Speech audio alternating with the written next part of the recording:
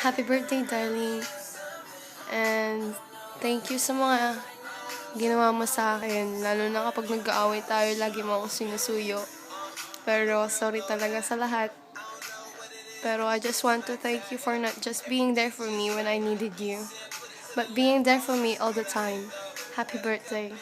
So, lalo na nakakamiss yung Subic time, yung Manila time, yung tayong dalawa lang. Pero sa Subic, kasama natin si Jo. So, sobrang saya nun. Sana maulit pa. Pero, happy birthday ulit. And, nakakamiss rin yung sabay tayong maligo, sabay kumain, sabay tayong matulog. Alam mo, we are less like best friend and more like twins. Even your birthday feels like mine. Happy birthday.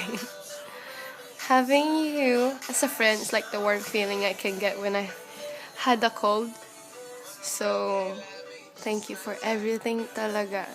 Your birthday has not just ended a year to your life, but also to our strong friendship, which has stood the test of time and strife. Happy birthday, happy birthday, happy birthday, happy birthday, happy birthday to you. So, I love you, I love you, I love you, I love you, I love you. Dito lang ako para sa'yo, Zeus.